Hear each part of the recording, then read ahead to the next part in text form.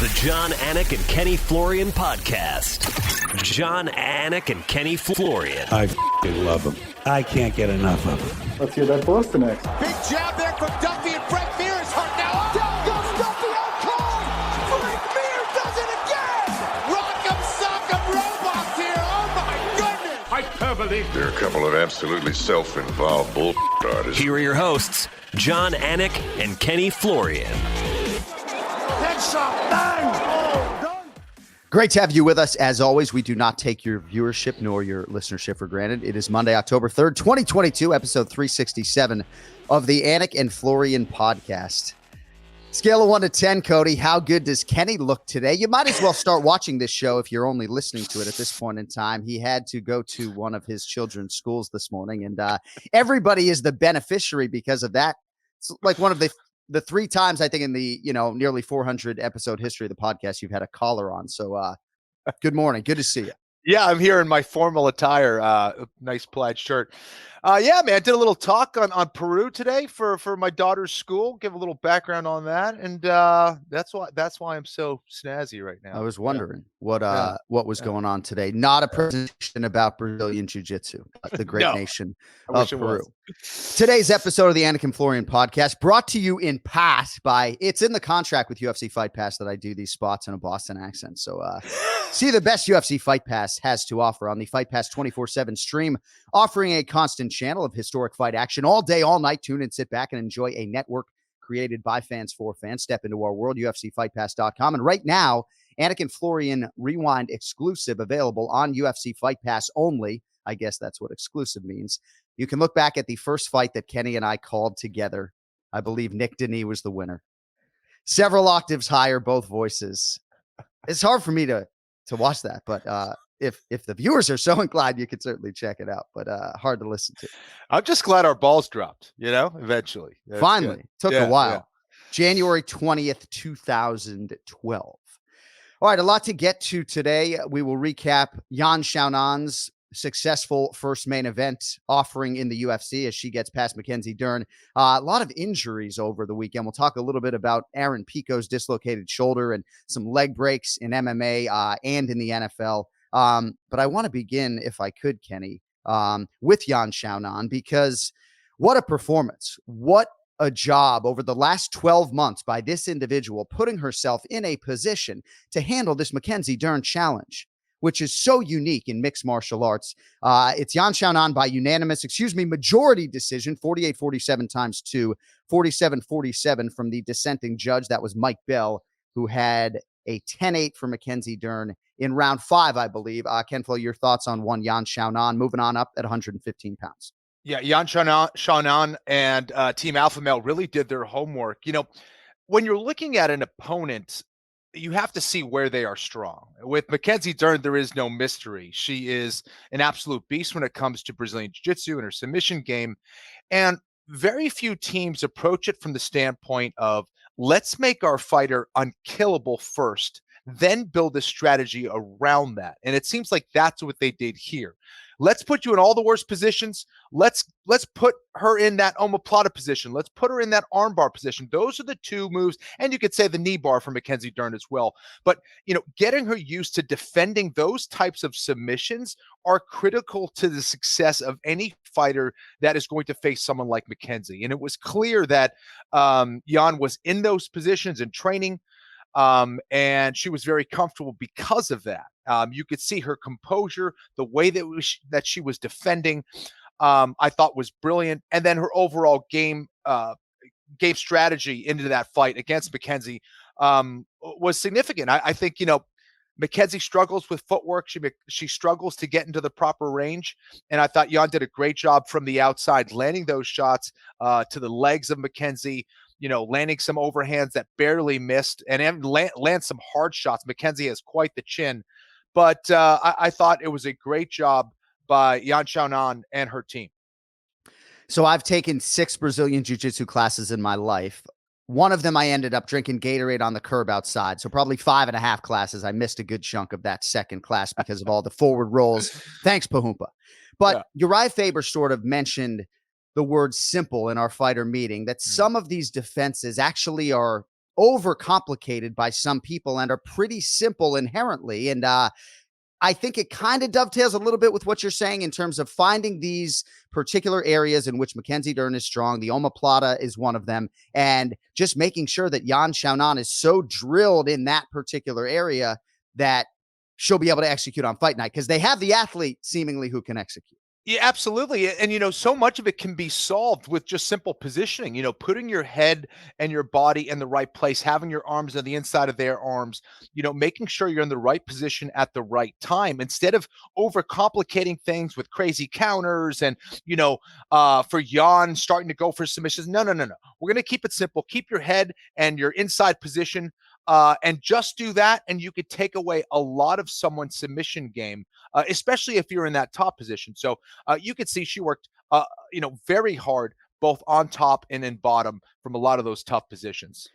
And I do think it's time you start acknowledging some of these coaches. Sometimes I feel like Uriah Faber's California flair can serve to discredit him in the eyes of some people in terms of his MMA value. I mean, certainly Danny Castillo is starting to get some credit publicly, even if only on social media. And I think he deserves that. And obviously Joey Rodriguez, the boxing coach, has been a guy that people have lauded from time to time. So great job by the corner. Great job by the athlete. It gets me very excited about what Yan Xiaonan can now do in this strawweight division. When you look at it, Carla Esparza is the champ. She will defend the belt against Zhang Wei Li, who is the number 2 ranked contender. That is next month at Madison Square Garden. Rose Namajunas is the number 1 contender. 3rd-ranked Marina Rodriguez seemingly has a head-to-head win against every one of these people on paper, right? She'll face Amanda Lemos, who is 8th in the world. That was going to be at UFC 280. That's now November 5th, and it's not a main event. So that's a 3-rounder. Jessica Andrade is number 4, still bouncing between divisions right now. She had talked about fighting Manon Fior, but then pulled out of that fight. Mackenzie Dern 5, Yan Xiaonan 6, Tisha Torres 7, and then Amanda Lemos 8. So I think this is big. If you're the Fall River, Massachusetts native Tisha Torres, Ken Flo, right, number 7 in the world, I think there's a good chance she gets a fight against Andrade or Xiaonan or even Namajunas in a rematch in a main event. What do you think for Yan Xiaonan? I mean, I guess she could fight Marina Rodriguez again if Amanda Lemos isn't a problem in a few weeks here. Yeah. I mean, Namajunas and Yan Xiaonan, I think, makes some sense in a main event setting. I think Xiaonan has a good style for 5 rounds. I guess not out of the realm of possibility that she could fight for the belt next. What do you make of the 115-pound division now with Xiaonan in and Dern sort of taking a little bit of a step back? Well, that was a huge win for her. I think it will give Mackenzie an opportunity to kind of recalibrate, look for another fight that would be advantageous to her stylistically, so she can build on, her takedown and striking game, which I think is lacking a little bit. That's what's kind of preventing her from moving into the, upper echelon of that division, which is very competitive. As you mentioned, all those great names. I think Rose Namajunas against Yan Xiaonan is an interesting one. I also think Tisha Torres should be in that mix as well. Yeah. And as you pointed out, during that fight between Yan Xiaonan and Mackenzie Dern, I thought Tisha actually won that fight. I thought she just edged it out against Mackenzie. So I think she deserves, a big fight as well. Yeah, that was Tisha's last fight, UFC 273, back in April, split decision for Mackenzie Dern. So, Marlon Chito Vera, teammate of Mackenzie Dern, has a lot of positive things to say, especially in terms of her hands and the power and her ability to crack. He feels like when she is in the gym nonstop, 24/7, 365, she has all the makings of being a future champion. Mackenzie doesn't seem to be in any great rush to contend. Even going into this fight week, she was talking about at least one more fight before fighting for the championship. So I do believe she's committed to the cause, but there's no denying that now in 2 UFC main events, she hasn't, necessarily put that best foot forward. In terms of her strategy, I asked her in the fighter meeting, how do you resist the temptation and not just jump guard? Or do you hear people who say, why isn't your whole strategy just to jump guard and try to create as many of those ground situations as humanly possible? Now, she's already a better striker than Ben Askren. With respect, she's already a better striker than Damian Maia. Some other people who maybe want to get a floor fight at all costs. Michael Chiesa. What do you say to people who say Mackenzie Dern should really just be even more forceful in terms of trying to jump guard and get this fight to the ground by any means necessary? Because this is a small octagon, Ken Flo. 30 feet is going to present some more problems in theory. Yeah, I think that I think that's pretty accurate. I think that Mackenzie still has some work to do in regards to her stance, in regards to keeping that chin tucked a little bit. Her footwork needs some work. But she is making improvements. There's no question about it. That takes time. Those are the little things that take the most amount of time. As far as getting to guard, I would have liked to seen it. I think she's that good. When you're that dangerous and able to create those kind of opportunities, I would have liked to seen her sit to guard with that underhook, almost from half guard, where she can immediately kind of turn that into a single leg, a half guard situation where she can either get underneath or start to take the back or finish that single leg on someone like Yan Xiaonan. So I would have liked to seen maybe a little bit more aggression, especially when it comes to wasting energy up against the fence. And that was an issue that I had to deal with. Yeah. Trying to get single legs. My single leg, I just didn't really understand how to be most efficient with it. And I think Mackenzie could utilize maybe some more guard pulls in that type of situation. She should continue to work on her wrestling, but I agree. I think that she probably would have created more opportunities for her to win that fight if she just went to her guard immediately. Maybe not a full guard, but something like a half guard with an underhook, something like that, where she can maybe attack more freely into some submissions. And Dr. Florian, if you're listening, I understand Kenny was such a good soccer player that, we didn't put him in wrestling, right? Did you ever wrestle, Ken Flo? I did not. I went to, Dover Sherburne. Right. Didn't even have a wrestling team. So I wish. Oh, I wish, okay. kid, because I didn't do anything in the winter. I played soccer in the fall, and then I played tennis, spring, summertime. But in that winter time, I didn't, I wasn't a basketball guy. So I needed wrestling. Something like wrestling would have been perfect. My son is tracking to weigh 103 pounds as a high school senior, so maybe he'll be of a lot of value at that point in time to the St. Andrews High School wrestling team. Nice.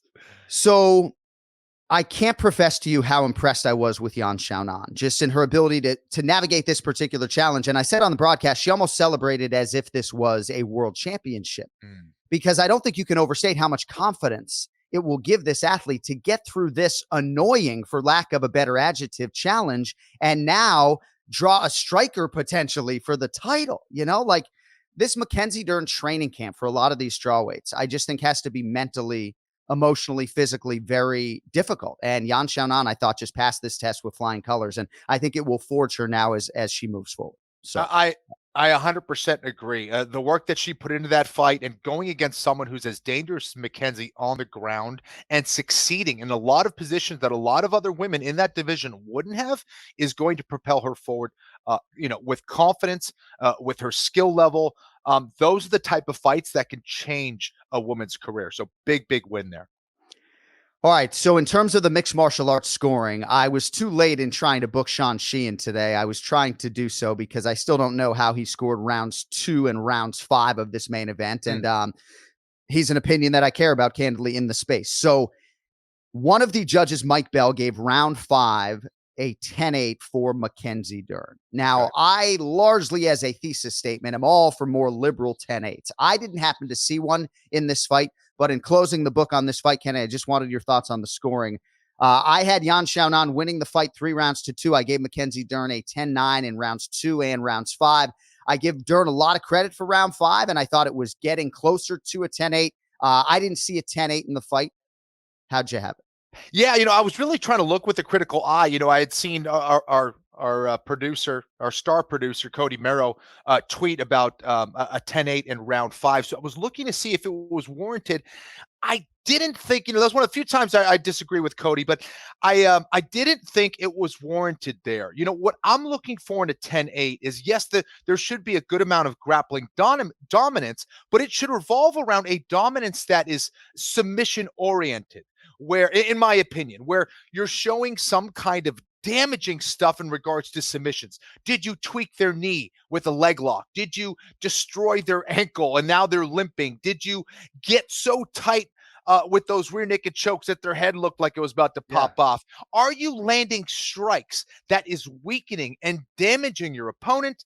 I didn't see those type of strikes. Those were rabbit type shots, that if they were on the feet, would it be very impressive, and they were on the ground, kind of close range, kind of quick succession of like machine gun type little shots that to me weren't doing anything positionally to weaken Yan Xiaonan. And even at the end, what was indicative of that was at the very end when she escaped that, like, kind of, which I didn't think was a very strong armbar attempt, really. Right. She got on top and immediately, with a tremendous amount of energy, started unleashing flurries. Wasn't always successful with it. So to me, it showed that didn't really do anything to Yan Xiaonan on a major scale. Was it a clear 10-9? Absolutely.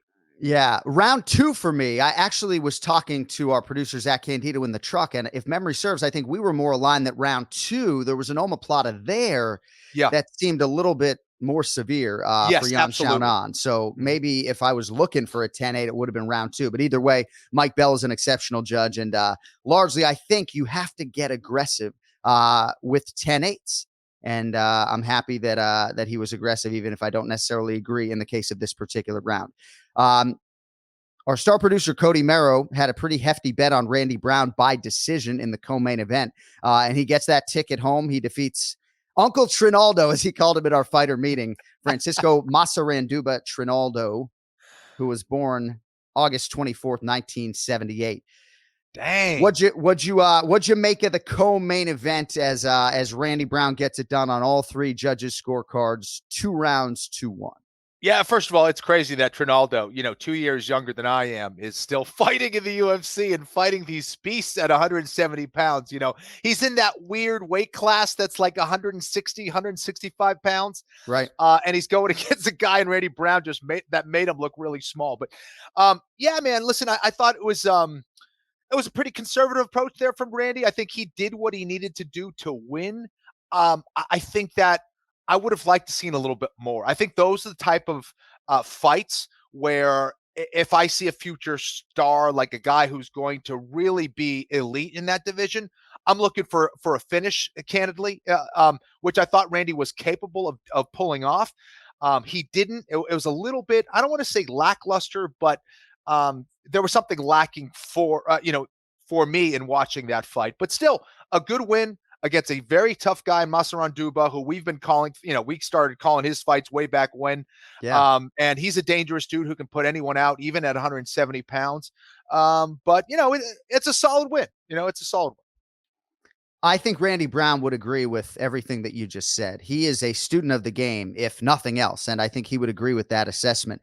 What is the record for oldest age at which to compete in the UFC? Because I think Francisco Trinaldo has a great chance to compete at like 47, 48 years old. I mean, he is super competitive. To your point, he's not having to cut down to 156 pounds anymore. Yeah. Never has lost back-to-back fights in the UFC. He's never been knocked out in mixed martial arts. Amazing. He now has 37 professional fights. As we mentioned to him in our fighter meeting, with 18 UFC wins, not out of the realm of possibility that he closes top 5 in UFC wins all time. Certainly would have liked to have had this one, and certainly would have liked to have had that takedown in round 2, I believe it was, when Randy Brown grabbed the fence. Now, a lot of ways you can go with this, whether Randy Brown was trying to be plucked off the fence or taken down kind of remains to be seen.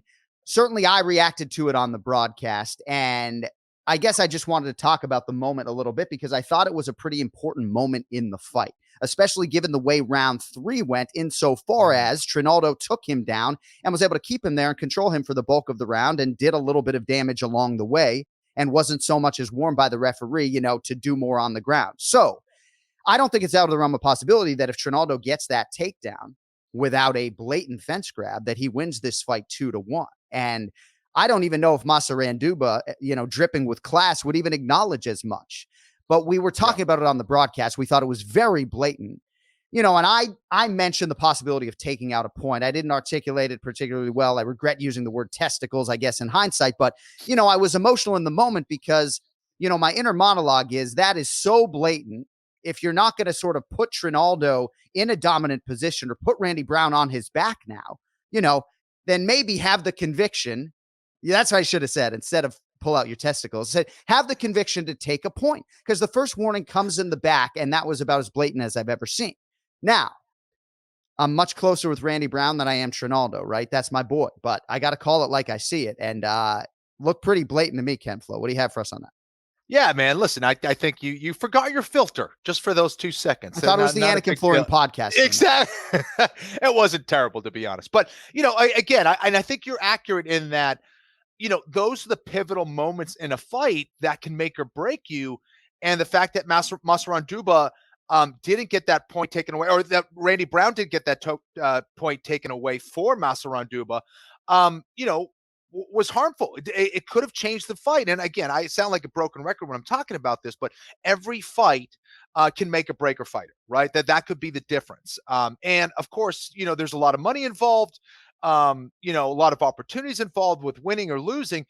So that's a tough one. It's unfortunate that the ref didn't see it and call it that way. And, a blatant foul, like everyone thinks that, oh, well, everyone gets one kind of warning. That there is no rule. Like if it's blatant and direct and obvious, you could take that point away right there and then. And I think that was one of those situations where you absolutely could have done that. Yeah. All right. Sadiq Yusuff was to face Giga Chikadze a couple of weeks ago in a co-main event, and he came out and thought they were going to get a fight. He was unable to get a fight. They get him Don Shainis here a couple of weeks later, and it was of huge importance for Sadiq Yusuff to compete here and to sort of continue to resonate with fans. And Kenny, I know you did not see the fight and you did not see the guillotine choke, but I wanted to talk to you a little bit about this front choke and Lloyd Irvin drilling this front choke with his pupils, Dominic Cruz and Sadiq Yusuff and other guys like 10,000 times this one choke. And I think I might have mentioned or not on this podcast that Dom put me in it. And, I wake up the next morning, I'm such a pussy, right? But I wake up the next morning and like my throat hurts, my larynx, my esophagus, everything hurts, right? So it's not your everyday guillotine is something that Dominic Cruz said on the broadcast. So I don't know if you're doing like a deep dive, KennyFlorianMartialArts.com on the guillotine choke right now, but sometimes athletes in a defensive position, are overconfident about their ability to defend a guillotine. And the next thing you know, it feels like their life is about to be on the line and they have to tap because of the nature of the grip and the choke. Yeah, absolutely. Listen, that's the most vulnerable part of the body, period. And I know I've talked about this before. There's a reason why apex predators out in the wild attack that spot. It's the weakest part of your body. When you're able to control that, you control the head, you control the spine, you control the whole of your body. You can shut off that blood to the brain. And once that gets shut off, you're either forced to tap or you have to go to sleep. It doesn't matter. It's not a matter of toughness or anything like that. Positionally, you have to be superior and in the right position when your neck is that vulnerable. And if you don't know how to deal with that, you are going to be in big trouble.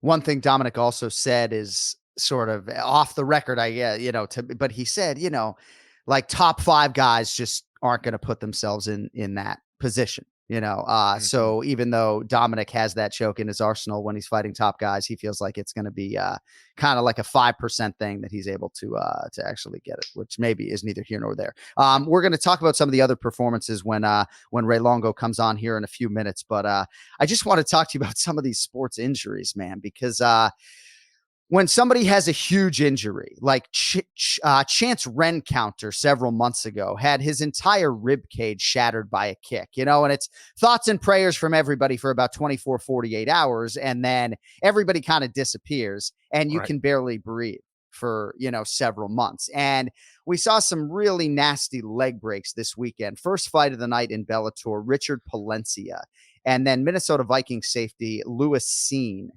And the Palencia one was like right out of the chute, and not unlike Chris Weidman, one of the first kicks he threw. It was their first fight of the night. And oh man, I don't know. I don't even know what I'm looking for out of you, but this is the second time we've seen a guy essentially first kick of the night. I'm the offensive guy throwing it and your leg snaps and then you and now you're looking at, 12 months of rehab. John, I could deal with a lot of things. I'm a son of a surgeon, and I remember my dad like reviewing surgeries, and I was like way too young to be watching that stuff. And I'd see like a chest all opened up, a beating heart, like I remember it was like my early memories, and I see that, so I'm like used to that stuff.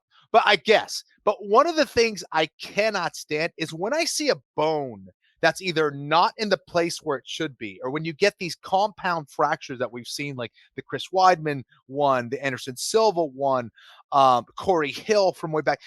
These are the ones I'll see it once as I'm watching it live, and that's it. I have something in my stomach that when I see that, I cannot stand seeing that. So yeah, my heart goes out to those guys. And that's a great point, man. It's like everyone is, worried about those guys in the moment. And then, you see them off in a stretcher and someone tweets something, hey guys, appreciate the support. I'll be okay. The reality is that is a long road to recovery. Of course, Conor McGregor, like these are really bad injuries that oftentimes when the fighter returns, or let's say an NFL guy returns, they're not quite the same. If they are, it's a rarity. It is extremely rare. Why? Because physically, there's been an incredible amount of damage to the body, right? Like a bone breaking like that, it takes a lot to recover on a physical level. And a lot of times, your best bets at recovery involve probably illegal performance enhancing drugs. Sure. To get you even close to 100%. Now, there's the physical component, and then there's the mental component of it as well, of going, should I throw this kick again? Can I throw this kick again? The road to recovery as far as kicking a pad, kicking a bag, kicking a sparring partner with shin guards, and then going out in an actual fight and getting to the point where you can throw it full on without hesitation against another guy who doesn't have a shin guard. Yeah. It's a very difficult thing. So it's one of the worst injuries, I think, to come back from. I pray that Chris Weidman is able to come back, and I think it stands to reason that he will not open with a leg kick, even if he gets all the confidence in the world to throw it in training. And what a savage Dr. Florian, right? Apple doesn't fall too far from the tree. I bet, Dr. Gus Florian did not have a queasy stomach when Kenny was doing that to Joe Lozon back in 2008. I bet he was just fine with all that blood. Probably wanted a couple more super necessary shots. Didn't you, Dr. Florian, right? Wanted a couple more elbows on the ground for Joe Lozon, He talked a little bit of trash about your son leading up to the fight. I get it. All right. Aaron Pico dislocates his shoulder. Our good friend Brandon Gibson, one of the classier men in MMA, tries to pop it back in. And, perhaps if he had gotten it done on the first or second try, the fight continues. So I don't even know if this is a fair question, but I mean, so should cornermen and women now need to learn how to expeditiously pop a shoulder back in for future reference, or what?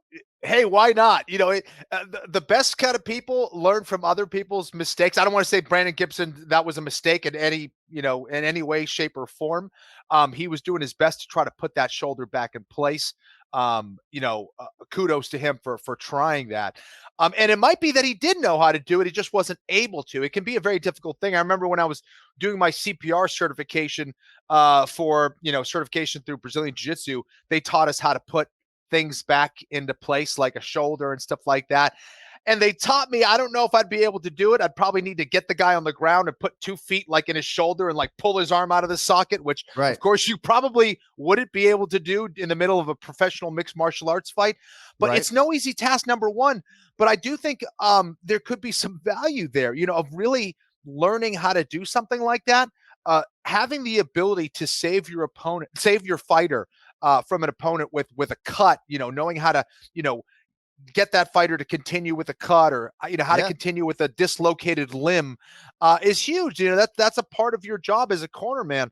But I think it's a tall ask. It's a big ask for someone like Brandon Gibson, who's there just trying to help his fighter on a technical level. But man, that's really unfortunate, man. Poor Aaron Pico. Yeah, no, I felt for Pico in the whole corner, and is what it is. Cody's writing in the chat, Lethway has a 2-minute timeout that you can use after being knocked out. That sounds super safe, huh? That's Miami Dolphins have that too for Tua Tagovailoa. Just throw him back in the fucking game, ruin his career. All right. Let's not make the star of the show wait any longer. Let's get to the Ray Longo Minute. It's now time for the Ray Longo Minute. I want you to punch a hole in his fucking chest. That's what I want. The Ray Longo Minute. Starring Ray Longo. The Jon Anik and Kenny Florian podcast. Ray Longo. I want to make it a point to not be somber off the top today. You look a little disheveled today, Raymond. You doing okay? I'm trying to look at my hair. I don't know what. I need a haircut. What happened? My hair's out of control. It's windy out there, huh? Oh, the weather turned, man. Bad. It's freezing. Yeah. Ray, would you have tried to put your fighter's arm back in? Do you know how to do that? I don't think I would have been able to, and I've been taught how to do it. What do you do with No, the I've never dislocated been. shoulder, man? No, I've never been taught. I never been taught how to do it. And the guy, a kid comes in, he goes, "Hey, if that happened to me in my fight, could you have got my shoulder back in?" I go, "Absolutely not.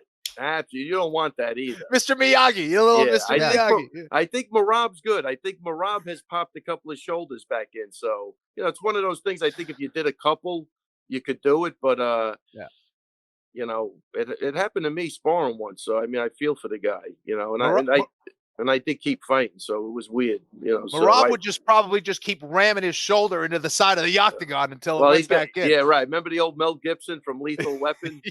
Exactly. Yeah. Kenny, I was just going to say, like, how much you want to bet if Merab Dvalishvili's shoulder came out during his own fight that he would find a way and use something in the arena to pop his own shoulder right in. He would instruct us how to do it, trust me.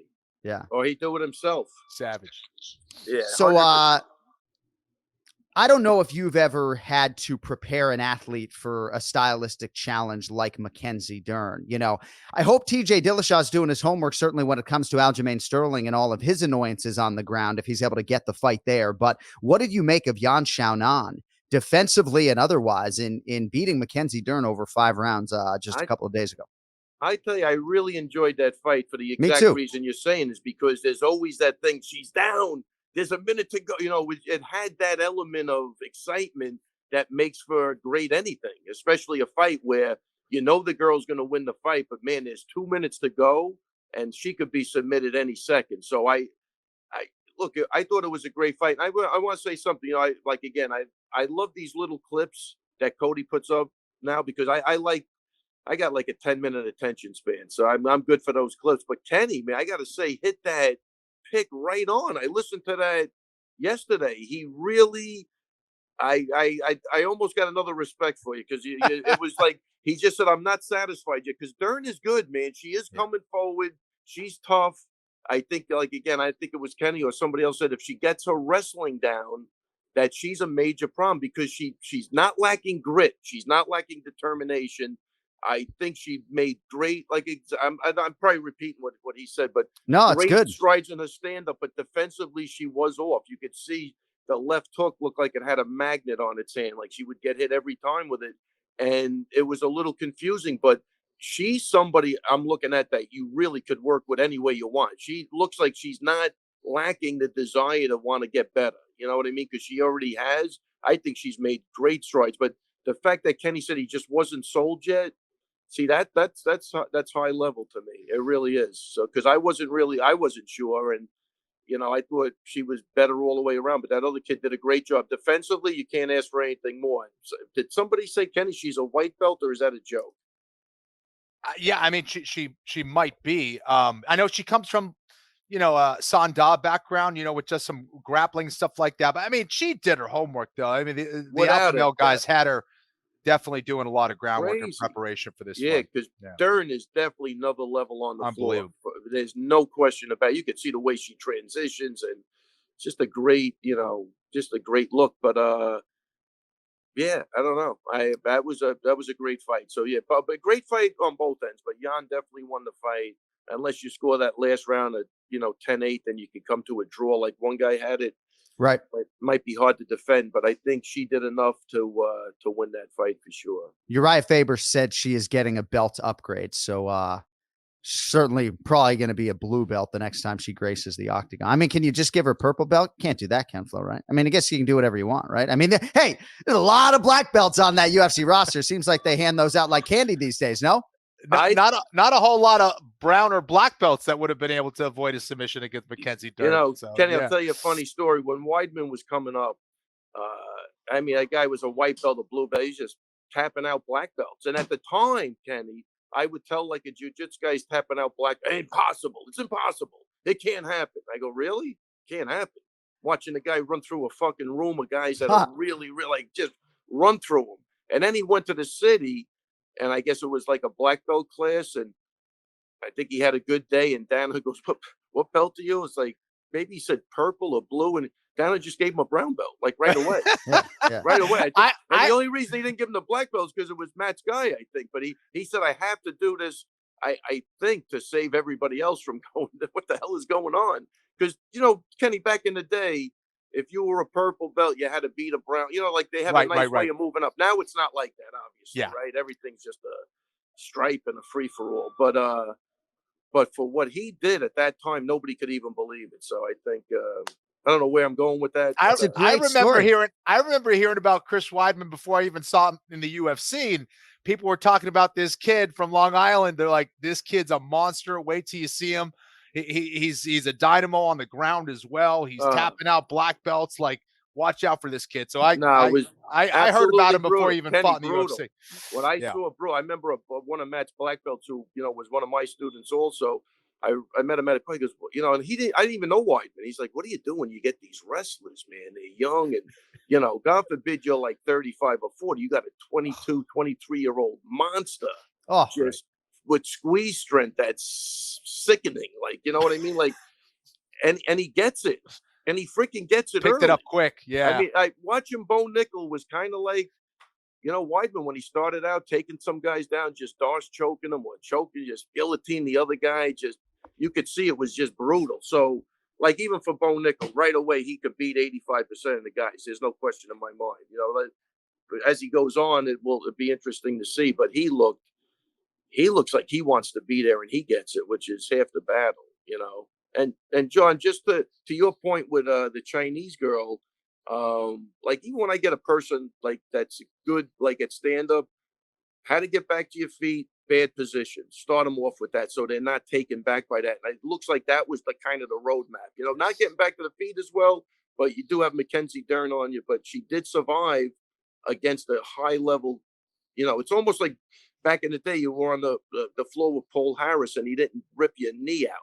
You know what I mean? Like that was almost mandatory. You know what I mean? Like that's, until he got, somebody who, but that kid, I think Alan, whoever dissected him. Alan Belcher. Yeah. You know what I mean? But before that, like that was one guy just didn't want Chris to fight at the time coming up. I thought it was too risky for not a good reward. You know what I mean? Because that guy was just, man, he was just latching. They were fining him for holding on to him. Yeah. You might as well like pre-book a hospital bed when you Without fight Polyatis. And if you are a new fan, go to Fight Pass. Husamar Polyatis. That's Husamar with an R.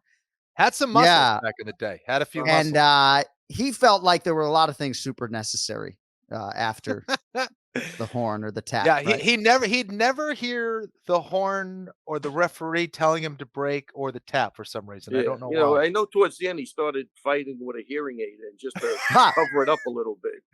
Speaking of which, can you hear out of your left ear right now with that hair matted over the left ear? You can still hear out of that? There you go. There you go, Ray. I'm out of control. All right, so a few things I just want to get to with you. Yeah, go ahead. I think I'm back. That's good. I like this without the headphones. I like this much better without the headphones. You just, ripping into the. I need a hat. Oh, you do? It's better without the headphones because I have them in my pocket in case we need them. No, we're good. We're good. So the audio sounds good. I wonder if Chris Weidman, and by the way, I think your Bo Nickel, Chris Weidman comparison is very appropriate in a lot of ways. And I think there's a lot of people agree with you that Bo Nickel right now could beat 85% of the guys in the UFC in his division. Or 90% or whatever. Yeah. I saw two, what do they call it? A compound fracture. I mean, there were two nasty leg breaks this weekend, one involving Bellator fighter Richard Palencia and then Minnesota Vikings safety in the NFL, Lewis Seen. And I don't know. I just wonder, like, how Chris is doing and how he even reacts when he sees guys, enter the process, the rehab process day one, that he's sort of still in now, a year plus removed from, his accident. It's funny. I just got off the phone with him right before the podcast, but he wanted to discuss some of the gym drama that he heard about. So I gave him his 5 minutes. I go, just beat me up. I know I empowered everybody and did whatever. So that was the gist of the conversation. I never even got to the point where, how are you feeling? I just listened to him and I said, look, I got to run. I got to do the podcast.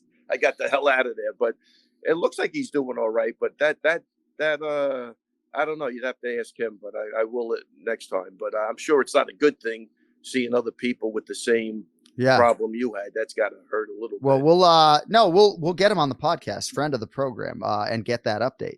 In terms of the gym drama, I don't know how much you want to share, but no, it's all bullshit stuff. All right. Well, no, I did hear some rumblings then that there is an open workout involving Aljamain Sterling. I don't know if that has anything to do with the drama. Perhaps definitely not. Okay. No, so what can you tell us about an open workout in Garden City, New York, involving the undisputed UFC bantamweight champion? I mean, obviously he's doing an open workout. I told Cody I didn't even know about it, but I saw him post it. So we're on a day-to-day as long as he's paying, Wait. Besides that, though, the kid looks phenomenal, though. Oh, he had a great day Saturday. He looks good. He's back to. That's why I love just seeing it. So I feel like I'm more in tune. But he looks really, really good. Couple of new things I think he'll unravel, which will be great. And I'm excited for the fight. Looks like the media scrum will be later this week at 4:30 after a 4 p.m. Eastern open workout on October 6th. That is a Thursday. So, if you're local, get on over to Garden City, see if they let you guys in, and check out the picture of Joe Rogan with Matt Serra and Ray Longo from about 30 years ago. What a good-looking guy Rogan was. No, look at him. Still. So, Pumi Nakuda. Yes. Is a fighter who has gotten a little shine on the Anik and Florian podcast, a guy who we all thought would make his way to the UFC at flyweight and eventually the top 15, if not higher, seemingly has announced his retirement from mixed martial arts to go into professional wrestling. That's what I did. I went out to eat with Pumi last Sunday with a couple. What are you laughing at? What's so funny? I'm laughing because I think it's very funny. One of your best prospects. He's going to do, pro wrestling. Yeah, I don't know. That's what he told me. He's doing pro wrestling now. He's at MMA. That's all I got on. I think I'm the last guy to find everything out at this point. So second only to me. Do you? So you don't corner him for these pro wrestling contests? No, right? Definitely not. No. Right. So, is there any measure of disappointment? I mean, Cody's disappointed. Our producer's disappointed. I mean, I guess you're not disappointed. Right. You could be the new Captain Lou Albano.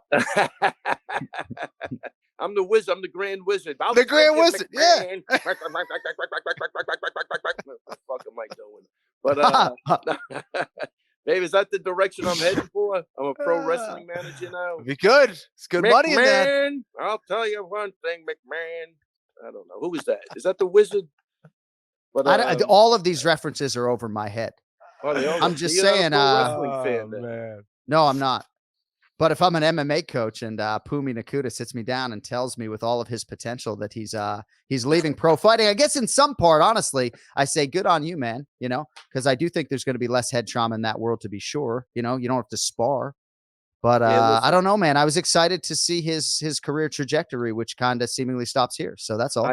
I think, John, everybody shares your sentiment, but look, he's got to do what he's got to do where he feels comfortable. His hand's still not right from when he broke it last time. And I think, once you get an injury and you got to sit there for 6 or 8 months and bills are coming in and people you got to make moves. I mean, look, the UFC, everybody's bitching about money anyway. So it's not like he's going to take a financial base. He's a 125 pounder too. So it's a long road. It would have been a long road before I think he saw anything substantial. And if he feels like, the injuries are just mounting up at this stage of the game, let him, look, the thing in here is I support these guys, whichever way they want to go. I'm not really here to influence them or whatever. Pumi knows that we all knew he had great potential in MMA. That's a fact. I mean, he was probably the only guy with a tank like Merab, and if you ever ask Merab about Pumi, he'll tell you exactly how he felt with me. He wanted nothing to do with him. The kid was frustrating and he could keep up with him with the cardio. He couldn't break him. So it's all good stuff, man. I'm glad he's back around and I get to see him, and he's got great energy, that kid.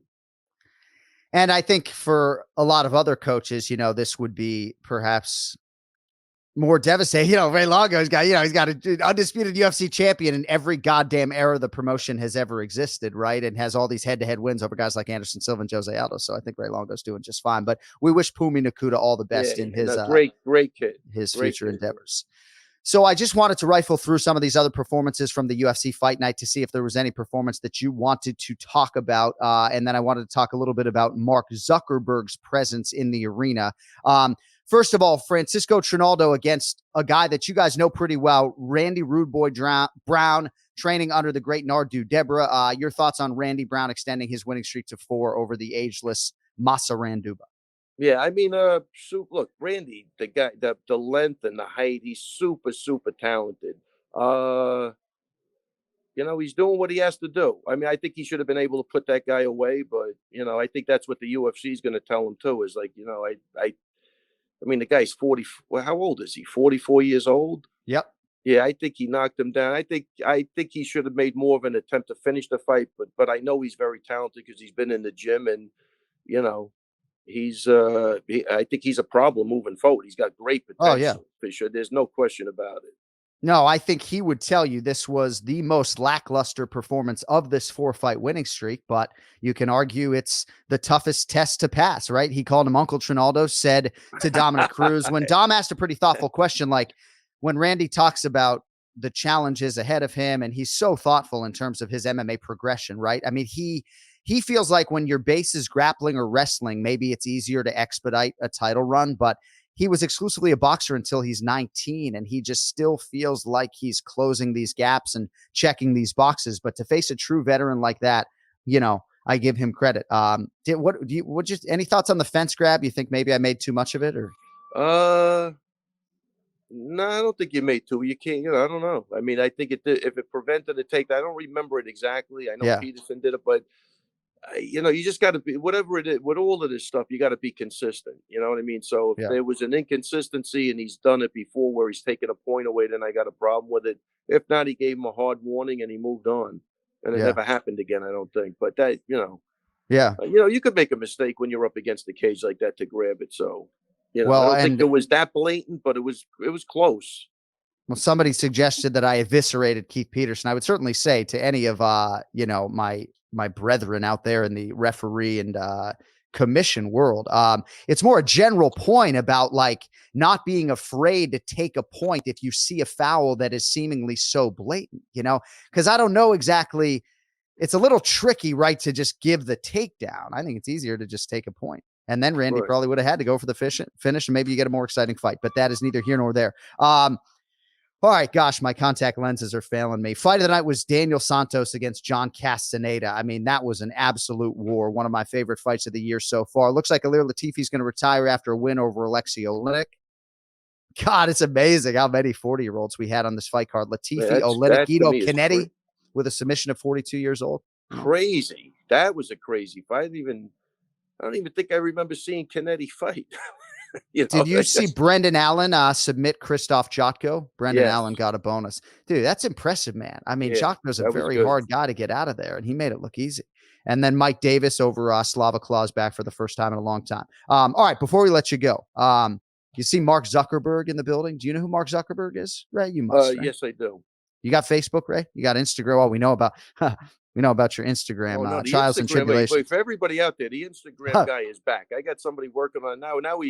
Now I'm selling Bitcoin, Kenny. Do you know that Drago calls me? He goes, "How you doing with the Bitcoin?" I go, "You're fucking joking, right?" He goes, "Why? What are you talking about?" I go, "Dude, I've been hacked for like fucking 5 months." First, he congratulated me on a car. Now he's back to ask me about. No, you can't. I'm like, this can't be happening right now. Yeah, unbelievable. So anybody out there, look, I apologize, but there's some shitty people in the world, and guy's getting his rocks off, doing what he's doing. Good. Have fun. I couldn't give a shit. I was able to. I was going to say, someone did that to my Facebook the other day too, by the way. Someone posted somehow under my, I don't know what the hell's going on. Oh, man. Yeah, so hopefully it's not a hack. It's just whatever. Well, guys, I was able to connect with the Zuck man at the UFC Apex. So maybe how'd that go? No, what a classy, nice guy, man. And obviously he loves mixed martial arts. But yeah, came over after the broadcast, went out of his way to come up and introduce himself. And we got to talk for about 5 minutes. Very cool. You got to realize, John, with like those situations, like obviously the guy's a genius and what he did and everything, but he's looking at you like you're looking at him, right? Like he's a big fan of yours, just like you are, And you could see the excitement in the guy's face. He was like a little kid in the candy store, what I saw anyway. But I'm glad we got another guy into mixed martial arts. I think that's a big deal. And it's funny you say that. Anik, the moral of the story is hopefully you got his number. Number two, hopefully you can get Ray Longo's account back on Instagram. Yeah. Oh, man. I tell you what. You got a direct connect now. Yeah. Well, in terms of... Wait, hold on a second, John. I didn't think about that. Give me that guy's freaking number. Come on. Yes.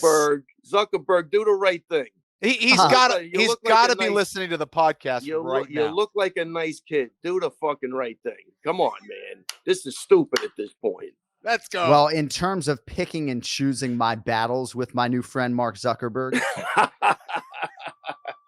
the first one I'm going to pick is obviously getting your account back. And then I'll see if there you go. But no, I do think that more was made to another level, buddy. I do think largely more was made of this than needed to be, right? I mean, certainly I feel for the media who covered the weigh-in to not be able to cover the live event, but he didn't rent out the whole thing. It was just an intimate setting with a few people. And, that has been the case oftentimes at the UFC Apex. So I do think that a little too much was made of it. But it was cool to have him in the building and to have a supporter like that, who I think could help the sport. So, I know a lot of the fighters, like we're never trying to take shine away from the athletes, but I know a lot of the fighters were very excited. A lot of the coaches and the athletes all night long were trying to fucking lock eyes with that guy, so It meant something to them, Oh, wow. Should I leave it at that? Should I leave it at that? That's great. That's good good for Zuckerberg. All right. So it is now October 3rd. Ooh. 19 days out for Aljamain Sterling and TJ Dillashaw. I get a little nervous. Yeah, I do get a little nervous. Yeah. Like Zuckerberg to meet me Saturday. No, I'm just kidding. Oh. No, it is. No, we were both excited. Like I was a little bit anxious to meet him, and I'm thankful that I had the chance to do so. And yeah, I think sometimes you see people on television, and it's weird to meet them in person, right? Because they look like they're just in a box, but then it's actually a human being, So. Well, I'm sure he's at another level mentally, no? I mean, he's got to be. Yeah, then someone like me, yes. And he doesn't need Adderall to get there, for example. Oh, that you don't know. That's what you need. You need Adderall. You need Adderall. You don't know that. You don't know. How about you telling Chris Weidman to pound sand so you could join us right on the screws? Without a doubt. No, this podcast comes first. Are you kidding? Yeah. How dare you even insult me like that? No, right. All right, my man. Well, so when are you getting out of here? When are you heading to the United Arab Emirates? I am going. I think it's Sunday the 16th. All right. So I'll be there a week before. When are you getting there? Later than you. I think I'm flying through New York, but not until I think Tuesday. So I'll be 48 hours behind you. So oh wow, wheels down. We'll see you then, and obviously we will talk to you once more before you get on out of here. But sorry. No, I was just gonna. I screwed you up. No, I'm just outroing you, but please, by all means. No, I said we'll get some bike riding in too. No. Yeah, I think that would be great. That's your new endeavor. That's it. That's all I could do. Bike. How many miles? What was your longest ride in the last 2 weeks? It wasn't more than 16. That's like a glass half empty answer. Oh, no. I'm going to say 15 miles, 16 miles. Good for you, man. That's good, man. Most I've done in my life is like 22, and it's not fun. Do we have Jason Anik? I haven't done it yet, but I could do it. Sorry, John. John, I keep interrupting you. I know people are bitching and moaning. I'm jumping over everybody. But wait, last thing before I go, shout out to my daughter, Deanna, who that's why I didn't watch most of the fights. I was in the city. She passed her occupational therapy boards. Hey. We had a great time, threw her a nice party. All good in the hood. Awesome. Maybe she can consult my son, who has myriad issues. But listen, the Longo family is always at your disposal. All right. Whatever. I told you that a million times. Yeah. Hopefully her hourly rate isn't as prohibitive as her father's. Maybe we can get her on the program. Hey, everything's gratis. Hey, I'm going to bring my twin brother, Jason Anik, into the conversation before we let Longo go. See who has the better hair. Yeah, my man. God. What is hair up? Raymond Peter. It's the good Anik. Hi, gentlemen. Can you put your hair up? It is Raymond. It is the good Anik. You can be sure in high school, like there was this one guy walked around. Every time he saw me, he was like good, and every time he saw Jon, he was like bad. You don't have to go any further. I get it. Me and Kenny both get it. Trust me. Exactly. So when I was in high school, I bicked my head bald. I wore like a bandana, big maroon Jinko jeans. I thought I was a budding rapper, my big starter jacket and everything else. I understand why the upperclassmen had a lot of fun at my expense. The upperclassmen. So I tell you do got a way with words. It's beautiful. Thank you. Yep, so the upperclassmen. I love it. So, Jay, I prefer when you just go bun with this hair. If you don't know, co-host of Remember the Show with UFC welterweight contender Bilal Muhammad, right on the Anik and Florian podcast YouTube channel. Jason Anik is now with us here, crossing over with Longo.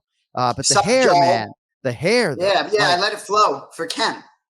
Right? Yeah, get it? Let it flow for Ken. Bro, it's pretty.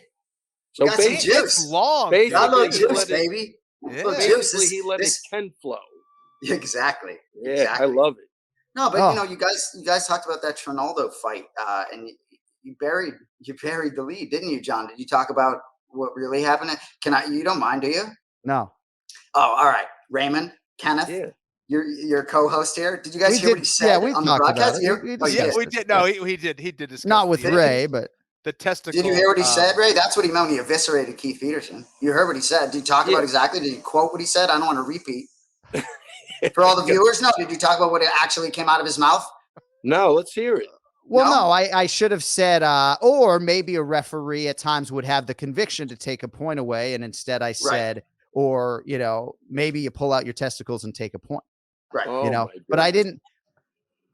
Don't you know? Yeah. Don't you know if he pulled his testicles out, Zuckerberg probably would have sued him. Come on, man. You can't pull your pee-pee out with Zuckerberg sitting front row.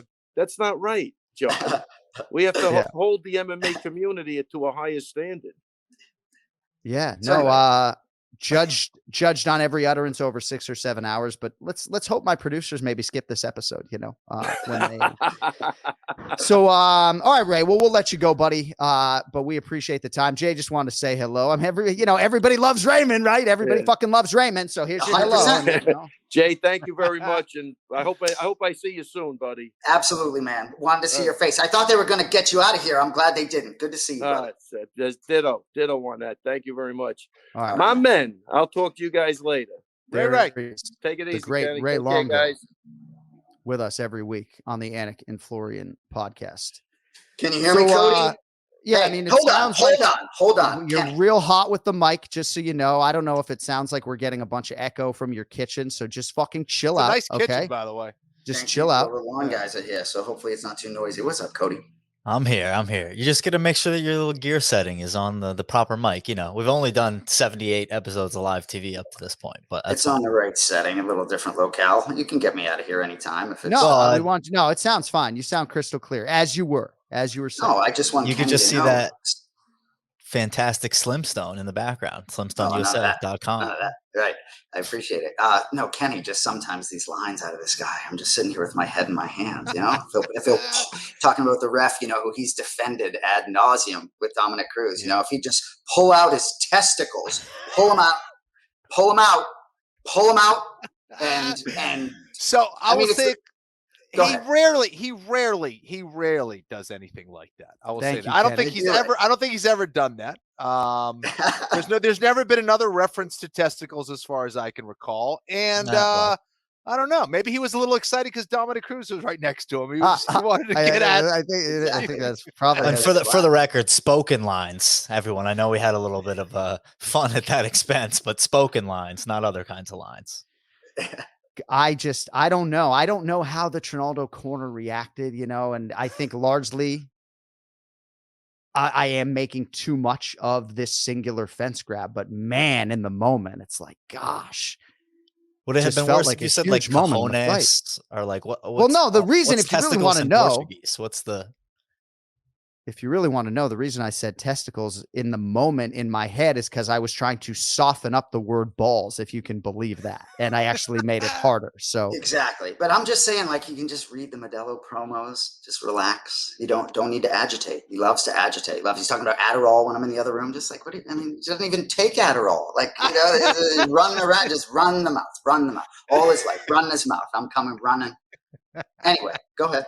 So the reason we're having you on the program today is because last week on your show, which is live Thursday nights on this channel, your co-host Belal Muhammad, who will fight Sean Brady October 22nd and who is already in UAE in Dubai, about an hour away from where they're going to fight, announced last Thursday that Khabib Nurmagomedov is going to be in his corner, which is very exciting. Now, I don't know if you can tell us like whose expense, like who's the odd man out now or not, but what are your thoughts on what that means, 3 weeks from now?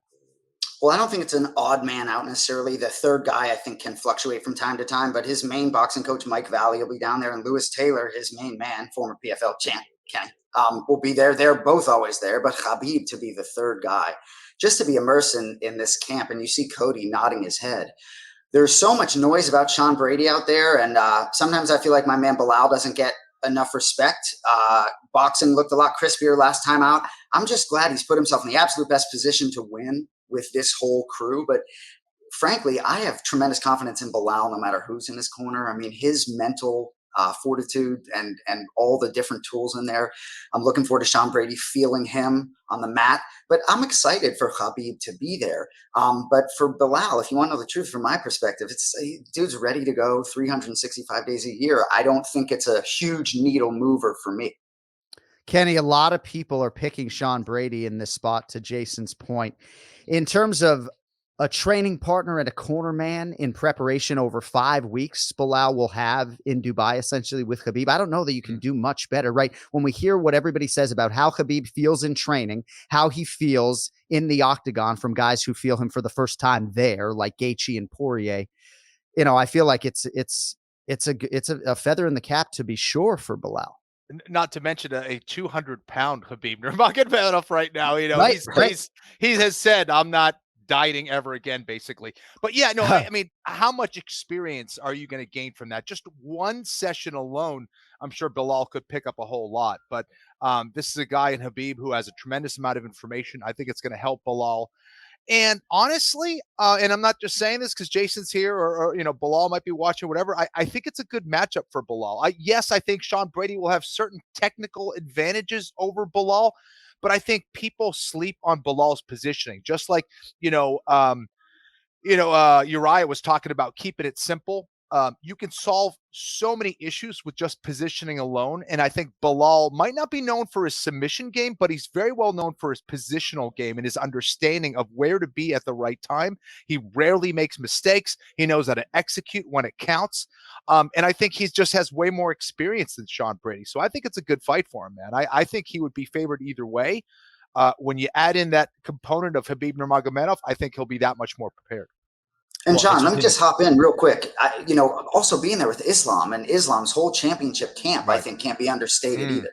Go ahead, Cody. Well, I was going to say, Kenny, if you feel that way, I mean, do you venture a guess on what the line is? Gosh, do you have? Is Belal a major underdog? Is Sean like 2-1? No.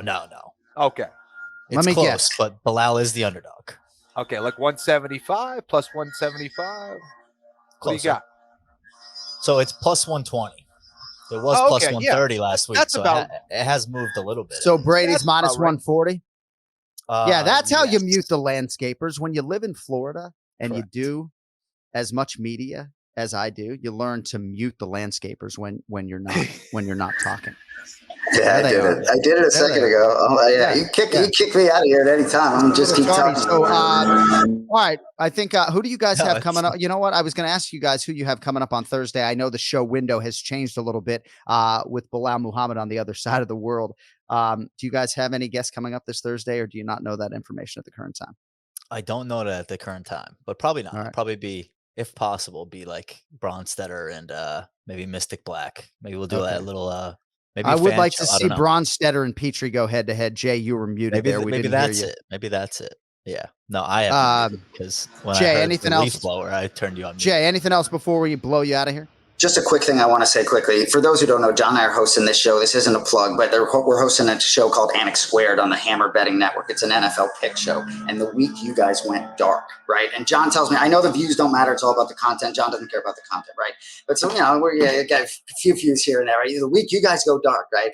1,500 views. Everyone's searching for you boys. Everyone trying to find you boys, searching. So everyone, probably got 1,500 clicks, not necessarily views. Producer was all excited. I knew it was fraudulent. So anyway, you have some loyal viewers trying to find you guys when you go dark. You guys going strong. But thank you for having me. I'm gonna mute. Well, that's why you're here, right, Jay? Isn't that is Jay gonna put his neck out there on the line, or is it just gonna be me?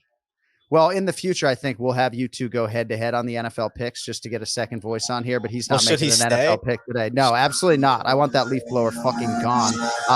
You can check out Anik Squared if you are so inclined. We make NFL head-to-head picks against each other. But Cody, let's triple box this thing. Jay, thank you for the contributions. You can see him with Bilal Muhammad every Thursday on this channel. God, that audio kills me.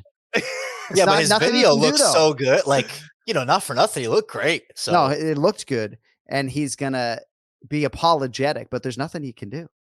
Beautiful kitchen. Great Pat's hat. You think these Florida landscapers, huh? Like the day after the hurricane, they don't give a fuck, huh? They're just out there. Give me a little space.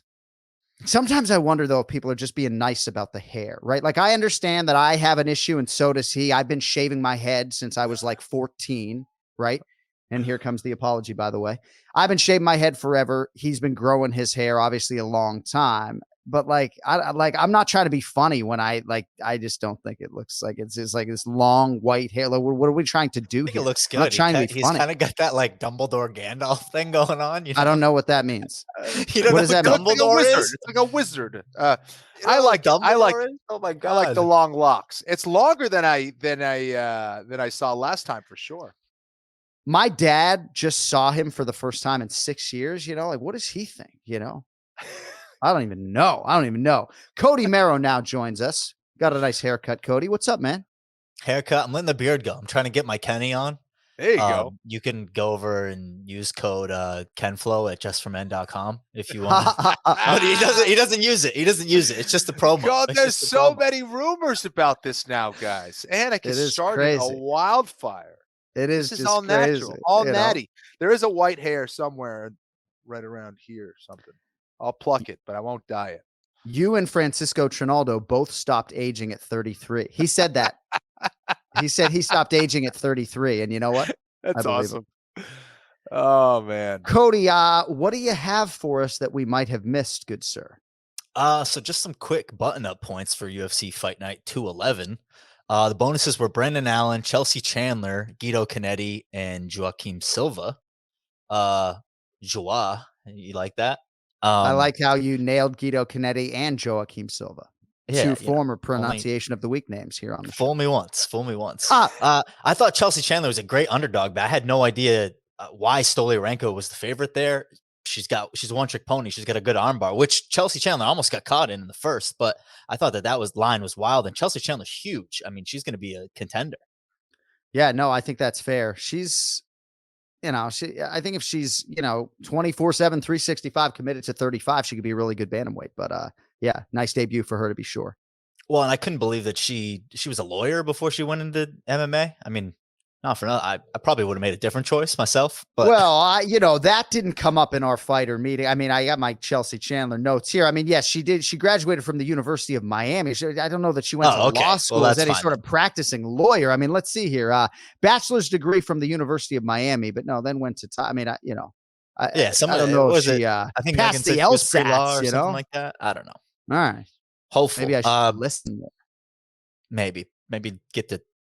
No, I won't even make a testicles joke there. Her sister, Colleen Chandler. This didn't make the broadcast because it was a quick fight, but her sister Colleen fights for Invicta FC. So the Chandler sisters both making moves.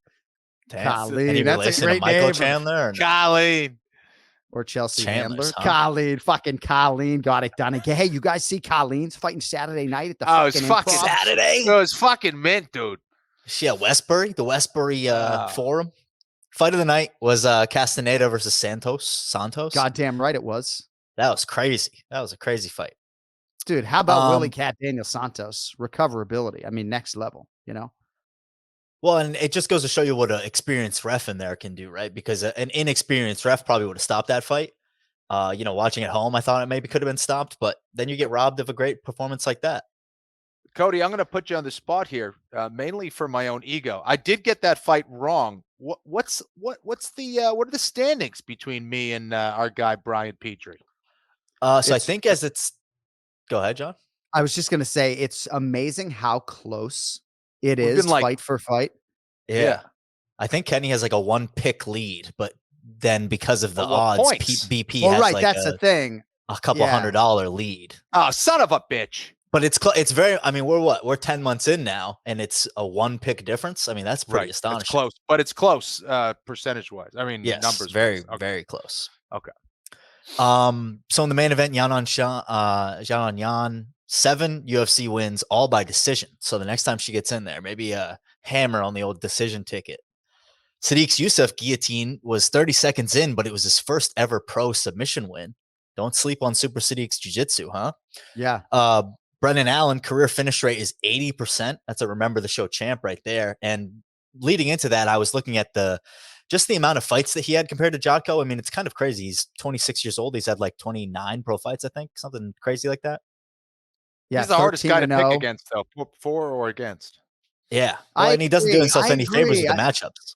Yeah, 13-0 amateur record. He's now 20-5 as a professional before his 27th birthday.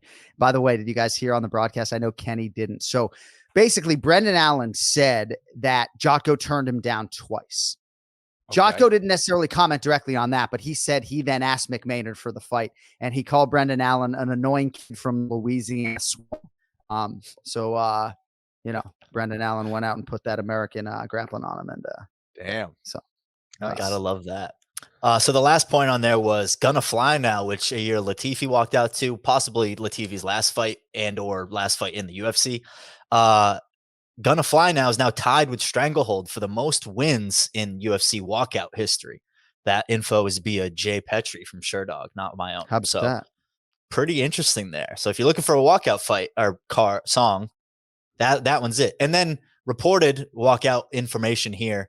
Matt Frivola has gotten permission to walk out to the Edwin Diaz trumpet song at MSG. No way. He talked to Steve Cohen, the owner of the Mets, and got permission to use it. Wow. So that place is going to be lit. I don't know if that is lost on this audience, how big a deal that is, but this Mets closer's entrance to this trumpet song is just the stuff of legends. And let us pray there are enough people inside Madison Square Garden at the time that Matt Frivola fights, because that is absolutely awesome. And thank you for bringing that to my attention. That is really cool. I'm excited. Yeah. And then another thing, I thought it was, if you go back and watch Remember the Show, Bilal was talking very, very glowingly about his choice to go over to Abu Dhabi, because he said it took him about a week and a half to get adjusted, just to the climate, just to the time. It's brutal, dude. And because this card is going to be on local time, that's another adjustment that fighters are going to have to make. If you're showing up on Monday for that Saturday, Sunday fight or whatever, I think you're doing yourself a huge disservice. So, part of me hopes that, this is the only time I'm rooting against the Brady in any sport, but part of me hopes that Sean Brady doesn't do his due diligence there. Well, it's interesting. The last time we had a major pay-per-view in Abu Dhabi, if memory serves, I was on a treadmill at 1:30 a.m. and we were calling fights in the morning, and I think it was flipped. Right now, it's catering to Abu Dhabi time. It'll be a primetime event there, 2 p.m. Eastern in the States for the review. And, I think though for a lot of athletes, they'd rather compete, at night than in the morning. So I do think it'll be easier on the fighters as a whole, but a good point nonetheless. Do you have an NFL selection for us for week 5 before we let you fly? I do. And so what are you, 0-3 on the year? Yeah, on the air. On the air, I'm 0-3. But my picks to you are at least somewhat successful, so you can cater to the audience and tell them that I'm not a horrible capper, at least. Not at all. So, but the official pick this week. 3, and what is the selection? So this week I'm going to the UK. I'm going across the pond for an early start. I love the Packers -7.5 against the Giants, who I don't think even have a quarterback on the roster at this point, because They're heading over there. So they have to fly to London, right? Tyrod Taylor got a concussion. So can he even fly to London? We don't know. Daniel Jones has a high ankle sprain. Flying to London ain't going to make that any better. That's for damn sure. So I don't know who their quarterback's going to be heading into that event, that game. The Packers, I thought, looked pretty bad against us. Almost lost against New England Patriots. Bailey Zappi, the third quarterback on the roster, went to overtime. I think they're going to have a huge chip on their shoulder coming into next week and have to really show themselves something. So -7.5 Packers is the pick for me. Packers 5th in total yards defensively, but 22nd against the run, which does give me a little bit pause. But I do just think the Packers are going to roll over the Giants in London. All right. We'll see if that game stays on the board, given some of the injuries for the New York Giants. But Cody Merrill likes the Green Bay Packers -7.5 in week 5 of the NFL. All right. Thank you. Good stuff, man. My man. Yeah. Love your shirt, bro. Love your shirt. Hey, thanks, man. That's the Cowboys edition. Abu Dhabi edition of the One More Sleep t-shirts available right now at millions.co. Just search Jon Anik, and I believe Anik 2 will get you 15% off. Also, don't forget, for Anik and Florian podcast merchandise, AnikFlorianPodcast.com. Code KenFlo, code Longo, both work. FAM15 might work as well. Don't forget to check out Bilal and Jay this Thursday on Remember the Show. And of course, KennyFlorianMartialArts.com, especially on the heels of a Mackenzie Dern main event. Today's episode of the Anik and Florian podcast has been brought to you in part by UFC Fight Pass, the world's premier combat sports streaming service with over 200 live events, the largest fight library in existence, original shows, and so very much more. Sign up for 1 year and get half off for a limited time at UFCFightPass.com/sign up. All right, thanks to Longo and Jay for joining us. Thanks to our executive producer, Cody Merrill, our intern, Will Berger, and everybody else. We will be back next week to get you ready for Alexa Grasso and Viviane Araujo. With that, for KenFlo, I'm Jon Anik. Thank you all for listening, for watching. See you in less than we can spend. Yo, later.